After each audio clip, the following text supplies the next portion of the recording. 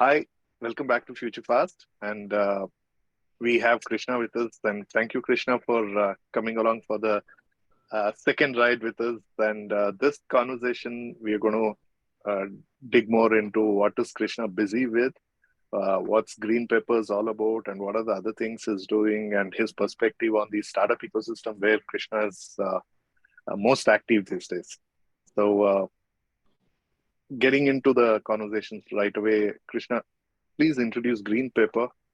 And we did talk about your entrepreneurial journey as what got you to be an entrepreneur, but let's hear about GreenPepper. What's the GreenPepper story? Definitely. Thanks, Nanju, for having me here. It's amazing to always talk to you, discuss ideas with you. Um, GreenPepper is a talent ecosystem, if you can call it like that, which works with companies to hire people to do organizational development interventions and also very custom specific consulting interventions with companies.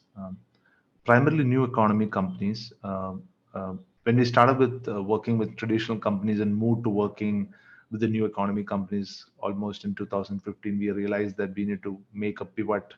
We need to really deliberately make an effort to work with the new people, the new economy companies. It was hard for us to kind of shift that perception, our own behaviors towards this, but over a period of time, we've achieved that. Um, the process of working with companies has always been an exciting journey for us, like especially when we work with small, medium, companies. Most of the startups we work with are like maybe 10 members and who grow to be like 100 members, over a period of time. We've seen these kind of bootstrap journeys to funded to acquired stages, right? So it's great to see people who move from small offices to big offices, becoming part of celebrations, and then becoming part of the whole journey, and they becoming wealthy. We have seen everything, right?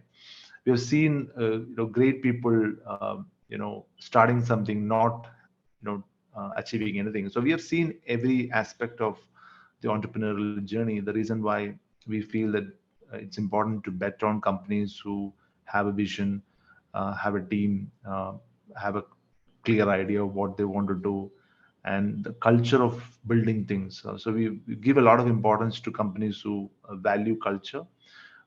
It matters a lot because if you have a culture, it would help you to achieve what you want to do, because culture is a huge advantage at this point in time. It's a huge advantage. So this realization has helped us to kind of work with, especially in the area of engineering product companies in that space, where the people involved are like much have more stake in what they do. They have bigger stakes to manage. The reason why they will be serious in doing things. It's important to work with people who are serious about doing things, right? uh, and GreenPepper's journey has been from a very traditional hiring company in 2007 to a new economy hiring company to right now working with founders and entrepreneurs and leaders to identify the most complex problems and solving it, not just hiring. Okay, it can be very difficult implementations, it can be difficult communication areas, right? Strategic areas. So it slowly evolved to be like a leader's friend, who can help listen and reflect on ideas and take complex decisions when it is required. So they need a friend who can actually look at the problem in an empathetic way and then look at solving those problems. And that is a very niche space. That is a space which most of the generic players may not be able to play because of their focus on certain areas, right? So I would say interventions is a new area where you work with people, you work like a co-founder with the leaders, right? Without taking their equity, and closely work with them. Yeah. So that's a space which over a period of time which evolved to be and what we are right now, and which we never thought we would be like this. So it's not a I would not call it like a vision or we had this vision earlier. No, it just evolved. So more than the vision, we believe in the evolution, because evolution is more reliable, uh, because you learn, you iterate, you develop certain behaviors, you get results in those areas, and then you continue it, right? So when you said new age, new economy businesses, is it that when your traditional recruitment was always about this is a requirement, this is a job spec, and you look for those people? So the new age is what? Is it that you help them even define the job spec? Because traditionally people used to hire people to replace people, right? Yeah. Uh, some function the person has quit, so you need to add to that. Or this is what is the requirement. So you work with leaders would mean that you help them define that So person filling into what function they need to be handling and what more. Is that the evolution you're referring to? yes, so hiring has become, earlier hiring was a area by HR, like the HR used to handle a lot of hiring area. But now I think leaders understand that hiring is no longer a department's job, right? It is more of like a leadership job, right? To get people into the team, and this requires a certain level of time commitment from them, right? Unlike earlier, they used to spend very less time on hiring. They do a quick interview and they close it. No, it requires nurturing. It requires networking. It requires employer branding. It is a lot of work to convey culture to people and bring them in. And sometimes one resource, bringing one person into the team is a long process, 3 months to 6 months, and it's a leadership job. It is not an HR job, right? Especially with companies who wants to grow at a different level, they need to bring in people. They need to. So we've always work with founders who want co-founders. We work with co-founders who look for CTOs. We work But with CTOs who how look does for. that work in today with people? I've been into blockchain. It's almost 2.5 years now, and it's very difficult to find people who want a full-time job. They're happy working with multiple companies. So this is the gig economy of sorts, right? Where people want to be doing gigs and not a job. Right. So, I mean, it depends. Like blockchain is a it's a space which is not available in most of the big companies. I mean, especially there is not much opportunities available for blockchain in big companies, right? Most of the blockchain opportunities are coming up with, startups, and, the new ideas are coming in there. That's what I understand. So if we can get blockchain people to work on projects, and sometimes we don't need a co-founder. What we need is an independent talent to work with us closely to build the product. Maybe they may not have a product thinking mindset, but they may come up with an idea, or sometimes But somebody else. what percentage of your business is going towards this, where people don't want a full-time job, but they bring a certain specialty or an expertise, they will support it, more on a kind of a agreement or understanding.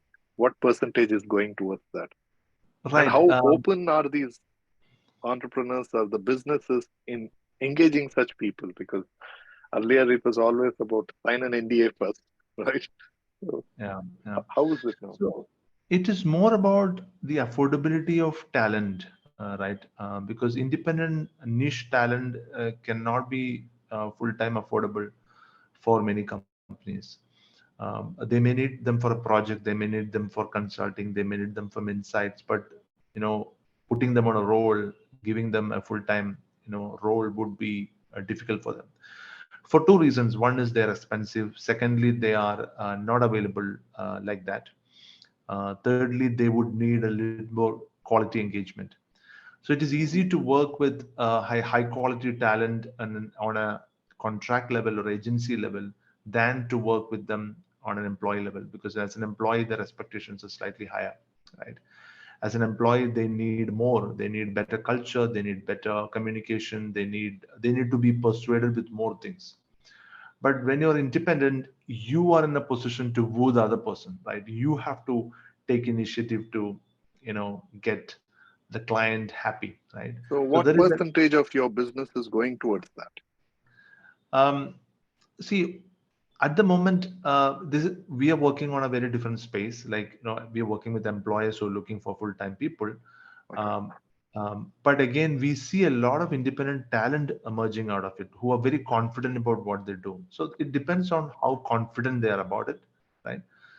It depends on their communication skills. If they cannot have communication skills, it is hard to be a independent talent who works with companies. You need to have a lot of communication. You need to also be able to assert your position in a better way, more than an employee, because you're working with independent people, right? So gig is happening, especially with senior people. Like, we have seen a lot of people who have moved from large companies to working their own, like what you call as a micro agency. So micro agency is one person. There are outsourced CFOs, CMO, So many. CPO. So everything is this outsourced CX. So many. But even now, the engagement models are yet to be defined. Most of the companies don't know how they engage, right? Some of them, blow your mind by giving you extreme value, but some of them are like very passive. They don't have a clear engagement model. It depends on their work ethic as well. So I've seen a couple of my friends who are into management consulting, who are basically chartered accountants, like go out all the way to get huge things done for their client, and they get a very low retainer fee. Okay, but they feel that it is not. I'm not going to match the retainer fee in terms of the value. I want to exceed 10 times. I want to make the client feel that they're paying me very less, right? I mean, that kind of thinking is very rare, in employment, in agency level, right? I mean, so there is some exceptional independent talent available So whom we you're can saying find out. I want them to feel they're paying me less is like the feel is that I'm getting more out of Absolutely, absolutely. it. So they don't they're not say, usually it is called matching, right? You give me 100K, I'll match that 100K value to you. Right? Right. Yeah. The misconception of win-win. It's not 1:1. Yeah, Right. yeah. So these people say don't match, because matching won't make them feel amazing, right? They have to. The client should feel, oh my God, these guys, I can't let them go.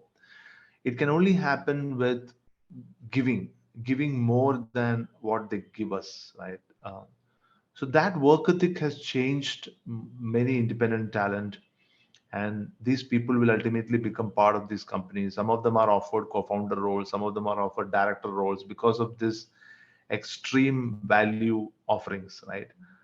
Because it's an opportunity for them to do more than what they get. So, uh, what are the decisions that you make, right?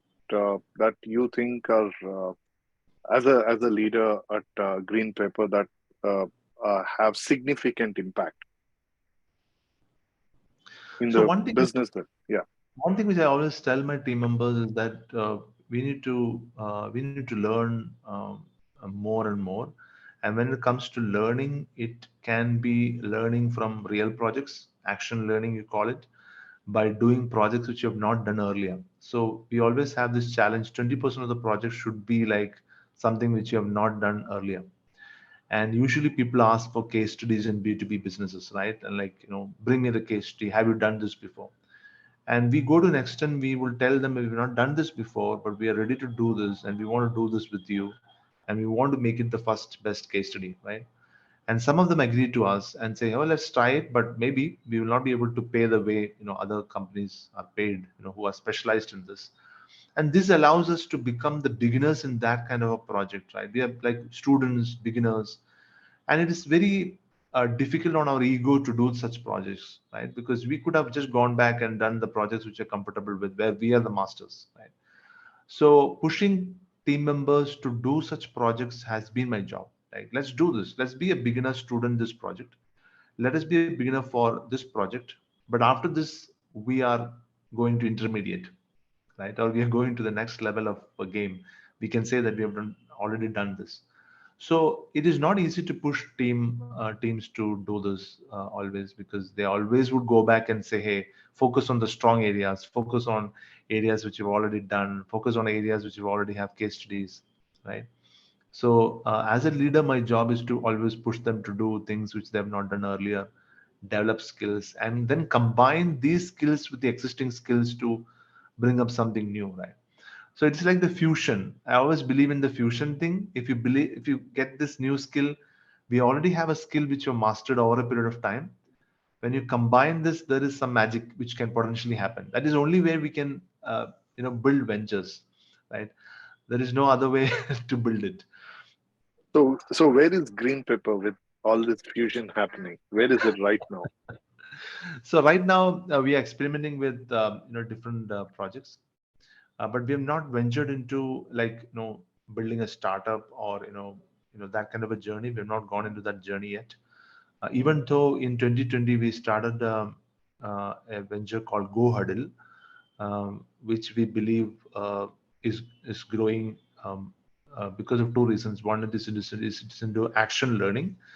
When you say action learning, we feel there is a lot of content available already. Now it is a point to use that content and generate action for learners, right? So it can be through hackathons, it can be through 7-day projects, it can be through outcome-based learning, right? So in 7 days, you come out with something, and people go back with a proper portfolio update, right? So this is the an extension of GreenPepper, or it's a different It is business?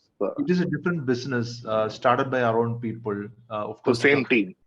for the same team, but then we have added new people also from other Right. areas. Um, we are running these sprints. We call it the sprints in Mhm. various campuses, and with small groups, right? So we've already covered some 2,000 people in these Wow. action sprints. The one reason for why we are able to do is because I do a lot of workshops and I get leads for this Go Huddle, right? I leave it to the team, and then they design the programs and they do it. Even today, we are launching a new sprint with colleges on digital marketing sprints. So they can. So it's all about portfolio, right? So there is no longer resume. People have to bring their portfolio, show what they've done, a visual proof of work. So Go Huddle is all about getting visual proof of work you do, and build your skill, show it to the world, get projects, right? So Go Hurdle is an effort with the at a college student level as they prepare them as they pass out with skills Absolutely. that could potentially land them with jobs or even help them in their entrepreneurial journey. Absolutely. So creating a portfolio. So we say resume, the age of resume is getting over. Mm. You show people what you've done. If you're a video blogger, don't tell you're a video blogger. Show your videos, right? Um, Right.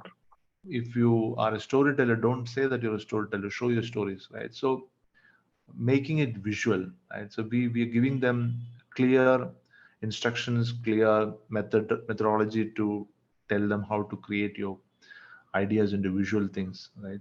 Even an idea can be made visual. I mean, there is no sharing of idea over a text or a voice message. Send a JPEG. Tell them, hey, this is my idea. Well, there are AI visualization tools. In fact, I was fiddling around with one AI dream. Uh, so it basically you a dream interpreter Like Mid visually. Journey. Yeah. Yeah. So given that, where do you see the technology impacting your business? I mean, you see that it powers your business or threatens your business, and what are the technologies you are looking at so that it continues to power it rather than threaten it? So a lot of things which used to take a lot of effort and time earlier now has become easier, right? So if you look at the AI tools, which like for example Copy.ai to start with, like we've been using Copy.ai, we've been using Synthesia for videos, and we have been using Canva extensively for all the work we do. Even the book I've released was on Canva. So people ask me, "Hey, you released a book on Canva?" Yes, I mean that is like an abuse of Canva. so, so it's there's so many tools which make our lives easier if you are a tool savvy person. So it depends on what you as an individual is, No, right? So, the same thing, right? See, one is the tools are helping for businesses, but at the same time, the tools are available for everybody else to take it as well. So how do you see you and your business uh, trying staying ahead in the course, because the same tools that power your business are also available for your customers as well. So Right. how do you see this happening? I mean, how do you propose to manage this challenge? So I think we are always overestimating that our clients are using these tools and making their lives easier. Absolutely not. Not all the clients are doing it. Maybe 10% of the clients are doing it. Rest of them still need a lot of hand holding. Rest of them need a lot of interventions in these areas. Because when you work on a routine level, when you have things to do, it is very hard to take a different path and find out things and come back and integrate it into your workplace, right?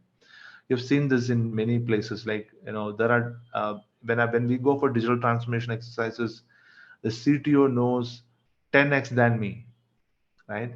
But still they don't do it, because it is not about knowing, it is about the hard you know work which you put into making these things happen. Like, it requires a process, it requires systematic effort.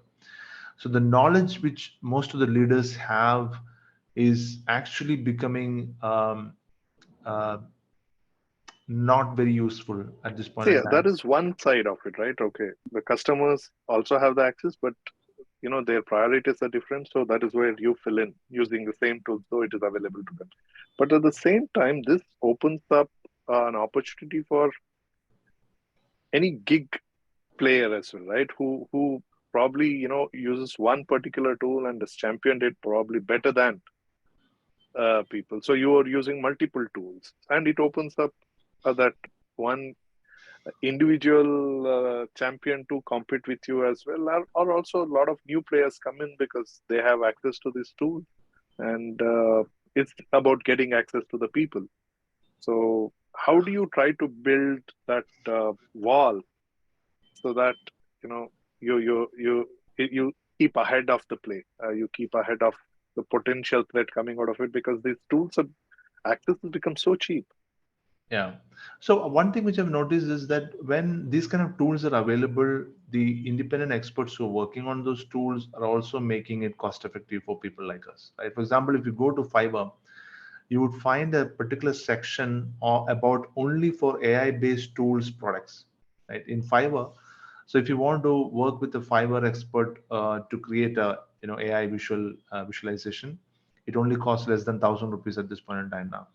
Hmm. Earlier, to make a video, we used to pay 25,000 rupees for a Fiverr video. Right now, it is available for 5,000 rupees.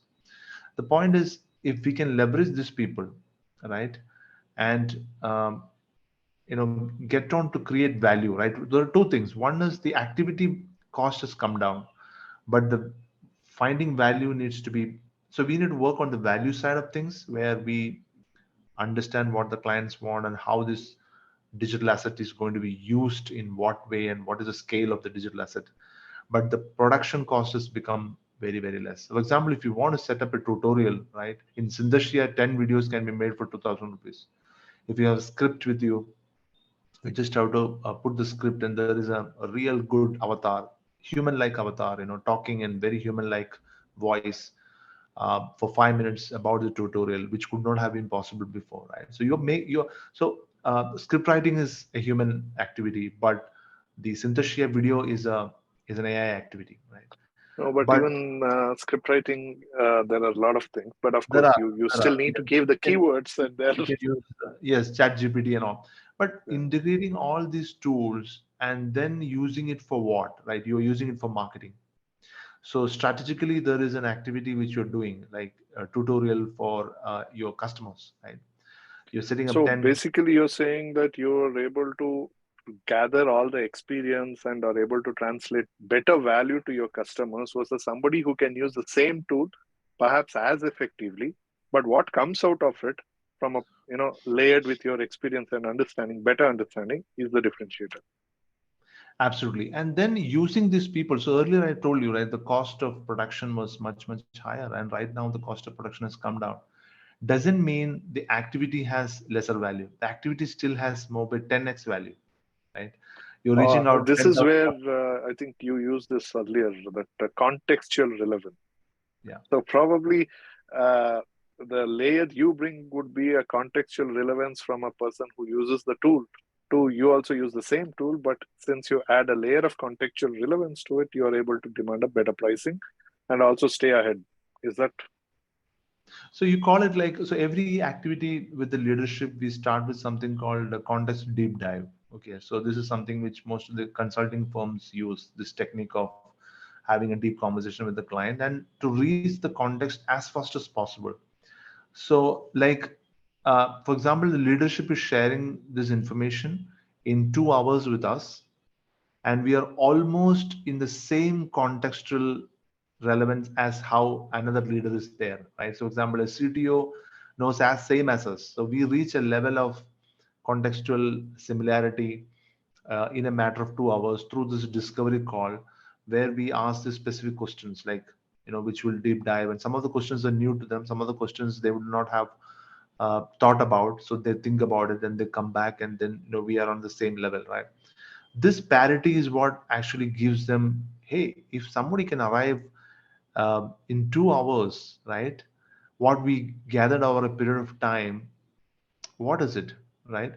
So this is the edge which you're trying to create, and this can be done by anyone with that method, right? It needed obviously with some correct? backstory knowledge about how companies work, how things are, right? And many questions, they take a bit of time to respond, because they feel that it needs to be thought out, it needs to be reflected on, it needs to be discussed. Yeah. So what technology is unfortunately or unfortunately doing is that commoditizing most of these things which demand at a much higher intellectual capacity at the start, right? Absolutely. So, so given this, what are your fears, right? What are you thinking in next 3 years if you have to be going forward with this? Uh, what are your fears of what should you be doing? What should you be changing? Because things are changing so fast that it sounds very cliche to say, well, how do you see next 20 years, right? 3 years. Yeah, I mean, ChatGPT was non-existent 3 years ago, at least from a conversational point. absolutely. And today, everybody's talking about ChatGPT. And post April, there'll be Google's. I forgot what was that their Yeah, product name. So yeah, people will be, so people will be talking about that, and it's raised the bar for them. So they'll have to get to the next level. So in 3 years, we don't know what will be driving this whole thing. So, given this scenario, what is your fear? I mean, I mean, idea is that yeah, the fear is important for us to challenge ourselves to think how else I'll handle it, right? What is absolutely. that I scares you think most from that one thing perspective? which has happened in the last 3 4 years is because if one person can do a job of like 5 6 people, a digitally savvy, a tool savvy person can do run an agency, like you call it, a lot of people whom I follow, like micro agency entrepreneurs, just one person, right? One person with say like working for 6 hours a day can do a job of like 7 people full time, because of these tools, because of this leverage, because of internet, because of probably above average intellect, right? And that allows a lot of such individuals to run businesses on their own. Like you don't need a lot of people with you, right? You don't need a team. You are the team, right? And a lot of your team members will be remote gig workers, will be contributing uh, small size, right? If 10 units will be coming from different places and it comes together. We have seen such kind of ventures shaping up in last 2 3 That is years. why blockchain is fast gaining pace because uh, it's actually well placed to handle it better. Right. Yeah, yeah. So people from different places uh, trust each other, and they come together and contribute, and they build it, and that can be enabled by one person. I mean, such individuals will become powerful, I would say, like because they have above average understanding about how these things work, and they've taken a lot of effort No, to but learn this. given that, how do you see your going to handle your business better, or what direction you think your company should be taking towards that, or So what with gets you our on this team, front? Uh, yeah, so with our team, I've been pushing them to become, like you call it, like highly capable individuals, right? Who can work on various tools, who can interact with more things, right, than earlier, right? So becoming highly capable in terms of using the leverage of tools, using the leverage of content, using the leverage of network is something which we need to try more and more than using a very old model of working with one or two people, right? so, given this, do you see your own organization exploding to create a lot of DAOs, right? I mean, each of your individuals who become more distributed autonomous entities, if you will, right? And Absolutely. you becoming more a collective, more a collective of these champions as DAO, so they are technically independent, but also work with you and potentially also gives the scope to work with others. Do you see that? I mean, are you You preparing said in it that right. direction? You said it right because you're talking about a talent collective, right?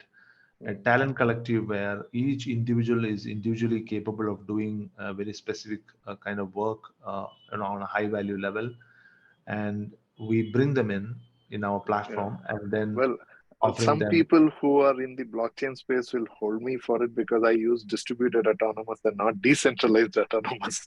Okay. So you see yourself going in that direction. So like recently we did speak to a lot of people and to try to understand what is one single core value which they would be interested to offer to people, which they can do effortlessly, which they can do much better than others. Two things which you asked. One is effortlessly. Second is much better than others, right? So there are a lot of people who came up with saying, I can do 10 things, but let me see if there is one thing which you can do like so playfully, right? And but it is better than others, right? So this question was running with people and they came up with a lot of answers. Most of them come up with three, four answers. Then I try to make it one and two, and it's so hard for them to leave those two, three. Right, But right, bringing that one, and then I would say, "Hey, okay, let's focus on this first because this is you can do it even while sleeping, right? right, You are so good at it, right? But maybe it is not. It's boring for you. It is not exciting for you, but you are so good at it, right? And identifying that and then creating a talent collective, right?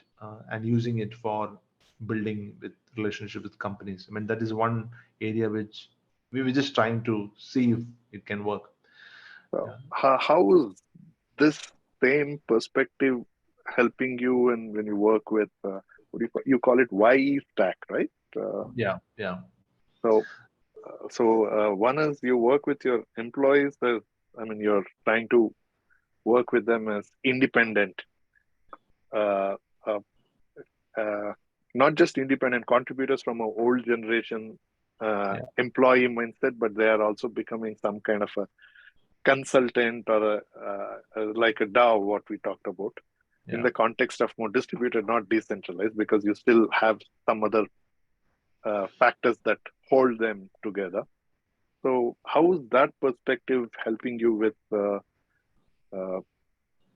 YE stack? And what is YE stack? So Stack is actually a venture studio wherein we bet on the founders, not the startups. So we feel there are a lot of platforms which actually help bet on startups, like for example, accelerators or So, uh, what does YE stand for? Y is young entrepreneur. Um, And how young should they be? Needn't be like most of them are like I mean we have six startups right now and 16 co-founders with all the six startups. They're all in their 20s and some of So, them are below like 30 is the yeah, you commitment. can call it like that. Not necessarily that. The reason why we put it YE because we don't want to make it so obvious that it's young entrepreneurs. It just came out like that because when we started 4 years ago, it just got named like that because all the co-founders were like very young. And right now, I feel there are a lot of these people are also growing up, right? So um, so So, we need do to. you actually influence in changing their course? Because you said you work with the founders and not the ventures. So, Yeah. do you have things where So you started with the some of the team where they founders, were uh, some of the founders, it's a third venture, right? Even with then, you, yeah, with wife? even Okay. then, they don't leave them. They don't leave the venture studio because they feel that the venture studio has supported them to, um, even pivot, even change their idea, because it's more about betting on the founder than on the startup. So, what is Um, the model of this venture studio? How do you work? so a venture studio is like a co-founder for the founder, but a co-founder with a lot more resources, right?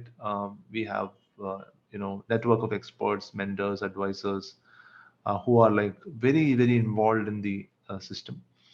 So if a founder need to come up with an idea, they can talk to everyone, just like in a So, home, even a right? single founder can apply for this. Absolutely. Most of single founders find it more useful because Okay. if they have an idea, they just have to come and sit here, start working. So, You know, effectively, you work at the idea stage then. absolutely.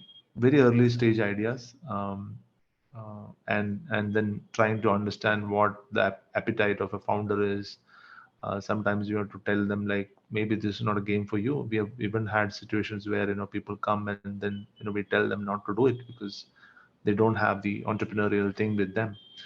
Is Uh, this a non-profit initiative, or how do you this is monitor not. that? This is Venture Studio is not a non-profit thing.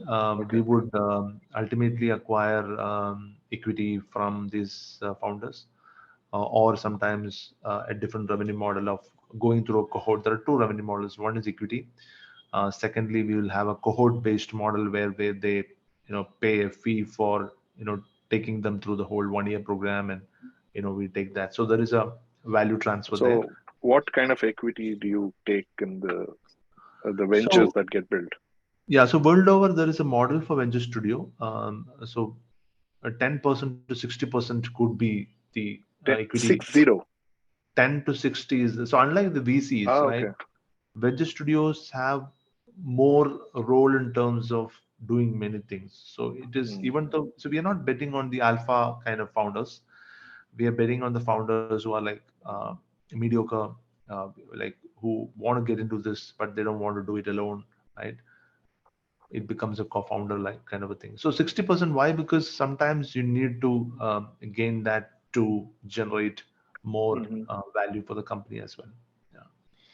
So you actually take investment, you exposure, you invest, and your team also becomes technically a co-founder in the whole initiative. Absolutely, absolutely. So from the idea to Okay. revenue, right? It's maybe a 6 to 8 month journey, or maybe even more than that, like 1 year or whatever. I'm talking about the initial revenues, right? So So from do the you also pay the founders in the course of time? I mean, some sustenance amount or something like that? so we make sure that they can sustain through clients, through network, which we Okay. have, Okay. getting projects revenue wise, right? To make sure that they are like okay, comfortable in terms of doing it. Not in all the cases, whoever who needs it, because some of them need to have more focus and they would say like, I don't want anything else. I just want to focus on my thing and I'm ready to wait, kind of a thing. Yeah. And are you backed by some other fund as well in the course? Since you uh, also take exposure financially and also help them build. So, do you have any fund backing you? Not at the moment. Okay. There are people, individuals who have come Okay. forward to kind of support and back, not the venture studio, but individual startups. All right. Uh, we will, so individual startups is a focus area right now, and ultimately we want to raise funds for the venture studio also to kind of get Okay. more founders coming in, and we need to have to run co-founder cohorts, like founder cohorts, where we'll take them for a 6 month program, and then they build on their idea and put build prototypes, go to the market, kind of a thing. Mm-hmm. So, how do you see the whole startup ecosystem is currently, given what you're doing from a venture studio? So, how is it overall? So I think young founders have a very different way of looking at the whole thing. Um, they have to go through 2 to 3, venture failures or whatever to understand that they need more support to do things right. And I think I don't remember who one of the very celebrated VCs from US statement long back was that if you have failed once, uh, good for you. But if you have failed twice, do drop a mail to me. If you have failed thrice, let's have lunch or dinner together. So, this was almost a 10-15 year old statement from a Silicon Valley investor. So you see that coming here as well. yeah, because they're like battle hardened, like they've gone through the battles, they are humbled. They probably may not repeat the mistakes, right? Do you May work not. with only Kerala startups, At the Kerala-based moment, yes. startups? At the moment, yes, because of the How's the proximity. whole Kerala startup ecosystem today? You are one of the most active persons there. So Kerala is very very interesting ecosystem actually. If you look at, we have almost 3,000 startups here in Kochi and Trivandrum. These are main locations. If you look at, there is one more city called Calicut, Kozhikode.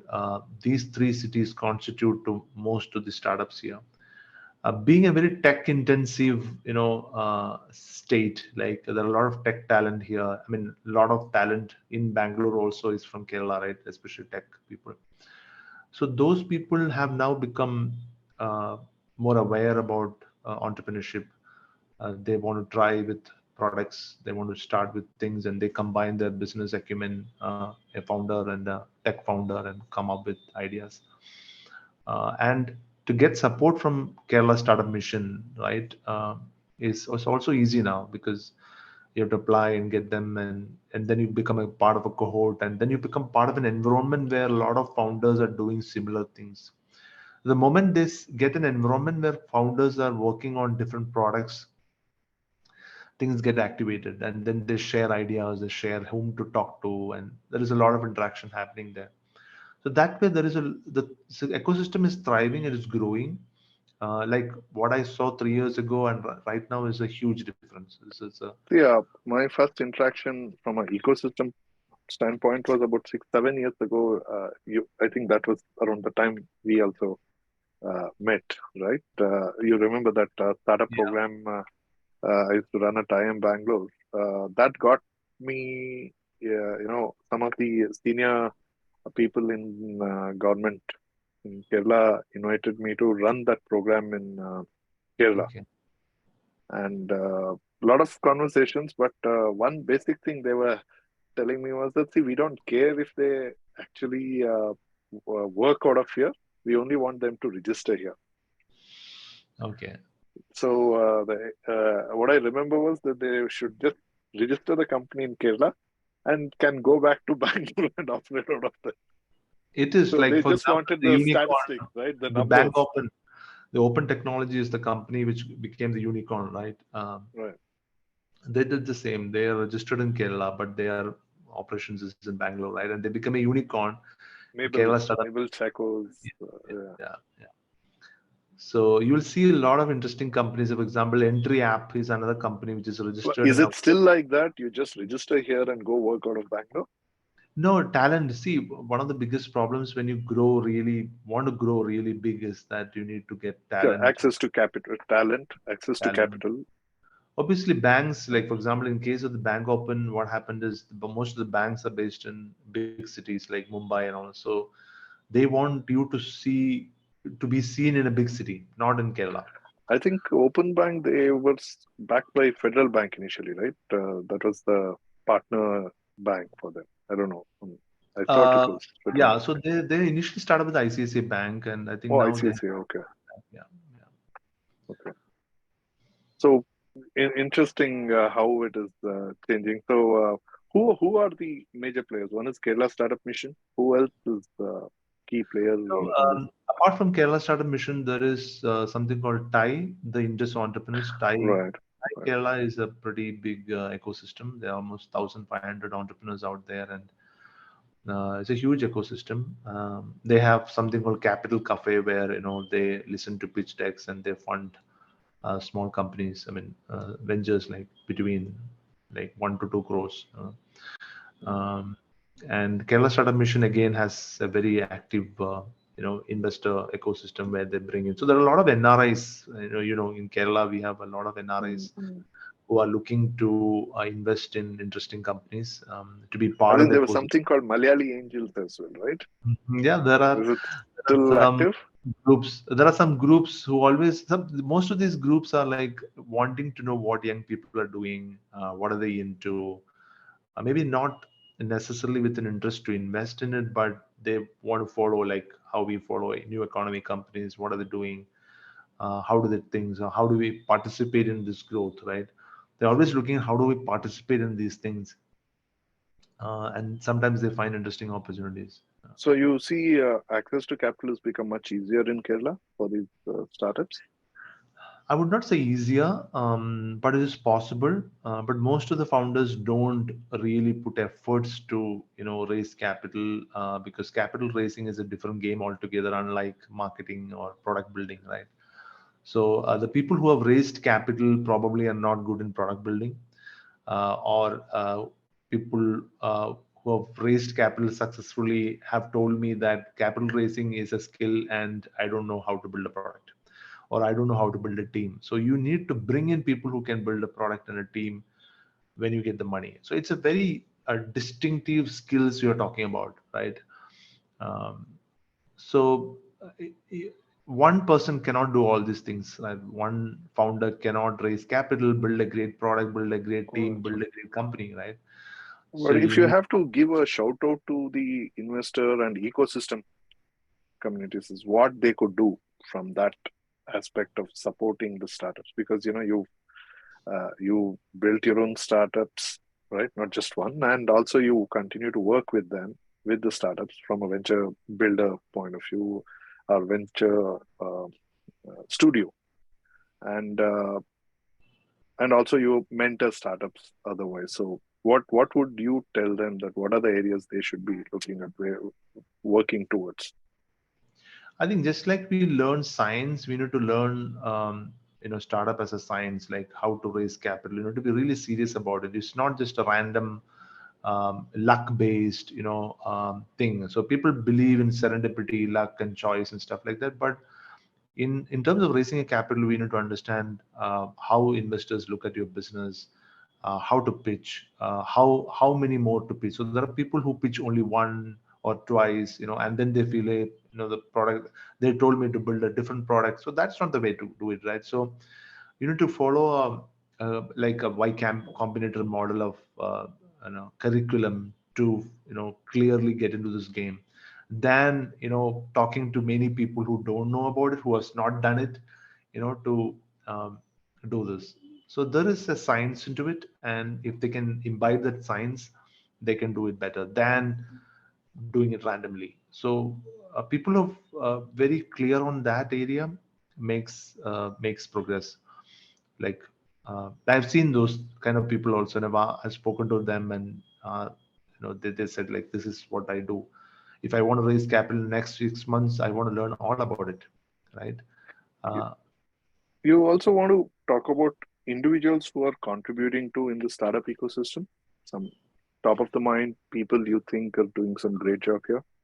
Obviously, yes. So Kerala Startup Mission's new CEO, Anup Ambika, is an amazing person who has Okay. changed the way now Kerala is looking at startups. He has joined a year back, and the way he made progress in terms of improving the perception, improving the number of activities, bringing in important people, buying in their ideas. All this has helped.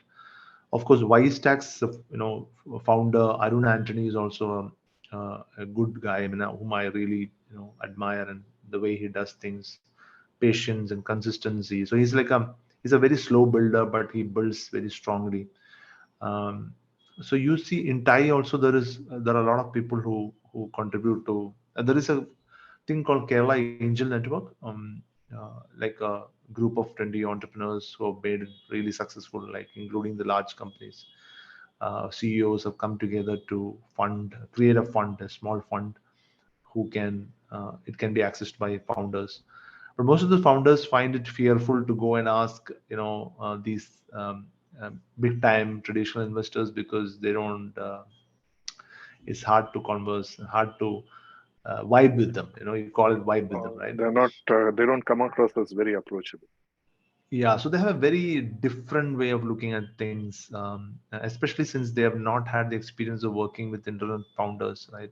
Startup founders. They might find the vibing not happening, right? So the startup founders want to vibe and talk and uh, be part of their whole energy, which is hard because they have a very bureaucratic, very hierarchical kind of approach. I think that culture is a big barrier, for investors to kind of participate in these growth ventures. Especially the same with founders, like founders' culture not matching with investor culture, the way they do it, that generations apart, culturally apart, right? And if venture studio can be a bridge to that, that's what we are trying to do. So we need a bridge Mm, between the founder culture to investor culture. fantastic. So, do you have any specific recommendations to the entrepreneurial community on books, podcasts, or anything on those lines? Yes, so many. In fact, I would say Y Combinator's YouTube channel is one of the best channels I've seen. Covering each niche specific aspect of starting up, and it would take like for somebody to watch a month, a full month to Okay. go and watch it. But it's really worth it. It is not about US markets. It is not about advanced markets. It's about starting up. It's about starting up in SaaS and products and tech and every aspect of it. So whenever I get some 10-15 minutes, I watch it, and the kind of clarity, the kind of confidence you get is amazing. Okay. Because they say there is a science to it. It's not just some random thing, right? So I think if founders, if they can learn physics, I think they can learn starting up by watching Y Combinator. So that would be a good beginning, and most of them don't spend much time to learn. And I've seen founders who take time to learn make a huge difference. Make a huge difference. Great. So, thank you. This is uh, we covered a lot of aspects, and thank you so much for your time. Thank you so much for your perspectives on this, and uh, also we'll share the links of uh, uh, each of the efforts that you're putting in, so that people could reach out, and perhaps even you're even open for startups outside of Kerala could reach out to you, right? Definitely, So, definitely. we'll share those links as well, and please reach out and do share your feedback. And thank you for making time to follow FutureFast and listening to FutureFast. And stay put, and you'll enjoy more rides. And we'll also catch up with Krishna one more for the his perspectives on future trends, and we'll also try to pin him down to get some predictions out of him. All right. Thank you again, and thank you, Krishna. Thank you. Bye bye.